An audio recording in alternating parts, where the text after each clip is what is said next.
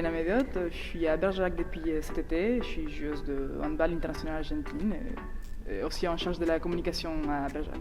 Donc moi je suis Renaud Garrigue, donc je suis salarié à Bergerac depuis 3 ans maintenant et je m'occupe de un petit peu toute la filière féminine sur le club de moins de 11 à moins de 18 et un peu sur l'entente aussi.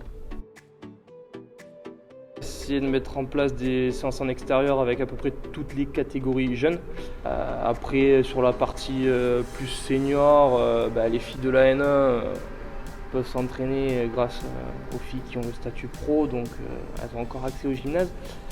Donc on a essayé de s'adapter un petit peu, puis je pense qu'Ariana a essayé de communiquer, de faire des trucs un petit peu rigolos. C'est de mettre les clubs un peu en scène, de mettre les filles surtout, faire la vitrine un peu du club en général. Et niveau entraînement, c'est que Renaud il a dit, il n'y a pas plus que ça, et essayer de nous entraîner nous aussi à côté, hors les installations du club. Alors, c'est dommage, on n'a pas la vidéo, mais moi c'est plutôt Chab sur Ariana pendant les séances. Heureusement, elle n'existe pas, mais Chab sur Ariana pendant les séances d'entraînement, c'est pas mal quand même. Du coup, aucun, ça fait mal, les deux ça fait mal. Je vais parler aussi bien club que entente, c'est d'évoluer au plus haut niveau possible sur chaque catégorie. Donc sur les moins de 18, que ce soit garçons et filles, c'est au minima de la région et voire du championnat de France si on peut. Chez les moins de 15, c'est d'être tous les ans en tri-dep et d'accéder aux phases régionales sur la fin de saison. L'objectif club, c'est surtout pérenniser sur la N1. Voilà, essayer de se maintenir à ce niveau-là, tout en structurant le club. Si jamais il y a une montée éventuelle, génial, mais déjà avoir une base pour pouvoir travailler bien sur la N1 et après... En se faisant un peu plus de com, avec Ariana qui est sur la com, en essayant un petit peu de former un peu plus les entraîneurs aussi.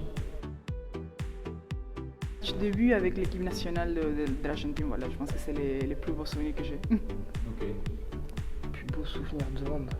Je pense que ma dernière année de moins de 18 ici à Bergerac, on a fait une saison énorme avec un groupe de copains, enfin vraiment au top. Ici on avait reçu Billère, j'avais jamais vu Aragon rempli comme ça. Il y avait nous qui venions jouer, donc le tribune était rempli. Et après la N1 avait joué contre Brest.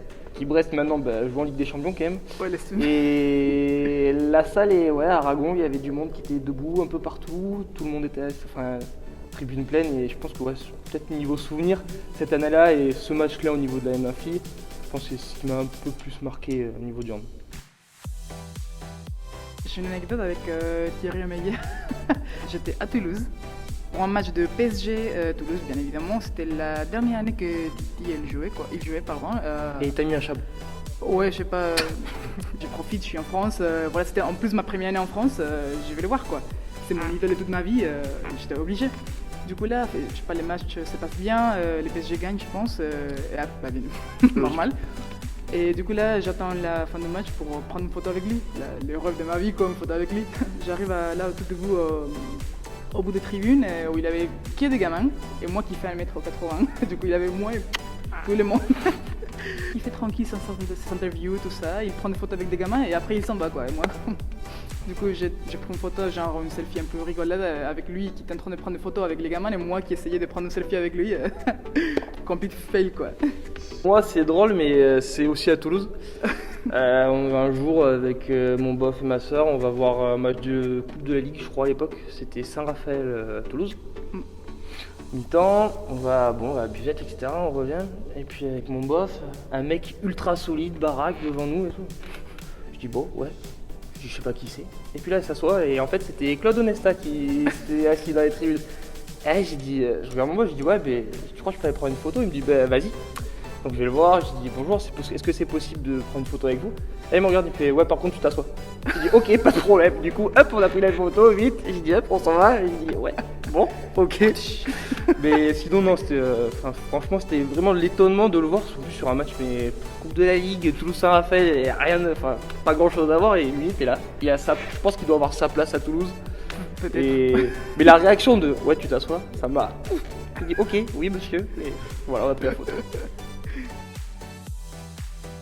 Jouer à 100%. Reprendre avec les cœurs. Là, actuellement, à mon âge, je pense jouer. Alors, Moi perso, j'ai préféré la deuxième mi-temps. C'est la plus décisive parfois. Normalement, c'est la plus décisive. 1, 2, 3. Possible. J'ai commencé les hands à mes 12 ans, chez moi, à Cordoba, Argentine. Après, j'ai fait toutes les équipes jeunes de l'équipe nationale, jusqu'à mes 20 ans, 18 ans, je pense, un peu là. Après, je suis appelé pour le club de Narbonne en France. C'était ma première saison, là, 2018-2019. Après, j'ai passé par Monousson et là, maintenant, je suis à Bergerac. Comme ça, très vite fait. Moi, j'ai fait toute ma formation sur Bergerac, donc j'ai commencé le hand à 14 ans, donc de 14 à 18 ans, j'ai joué sur Bergerac. Je suis parti 3 ans sur Champs-Inel, donc j'ai joué 3 ans à Champs-Inel en prénat et en régional.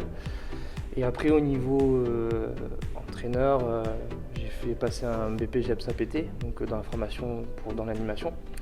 Et là, je passe mes diplômes fédéraux et j'essaie d'avancer petit à petit sur le managerat, sur le coaching. Mais c'est en français. Ça reste bon. Va au plus Alors, simple. en gros, de jouer les JO une fois dans ma vie comme minimum, quoi. Pas mal. Ouais, ou tu me trouves une place de Mon coach. fan numéro 1. Non, mais si tu veux, sinon je coach. Hein, tu me places au niveau de la fédé argentine. Clac, clac. Le coach numéro 3, voilà. Ah, voilà, coach numéro, Coach, numéro 4 gardien, pour quoi. couper les oranges, c'est pas grave.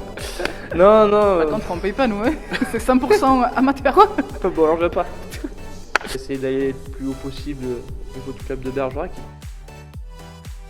On les rend les plus vite possible et j'espère que les jeunes qui veulent prendre les décisions prendront les bonnes décisions pour pouvoir le faire, quoi. Ouais, je pense que là l'essentiel c'est de vite retrouver tout le monde. Alors quand je dis tout le monde, c'est autant les pratiquants que les gens qui tournent autour, c'est-à-dire les dirigeants, les bénévoles, les parents des gamins, parce que tout le monde en a besoin un petit peu, qu'il va falloir quand même très vite se remettre dedans, parce que sinon ça risque d'être compliqué pour la suite, et espérer en revoir le maximum. Le couple sans. Boum. Je pense qu'on aurait pu faire un on best-of. était bien. Je pense qu'on aurait pu faire un best-of sur ça. Les à côté, les aciers, les bêtisiers de l'interview.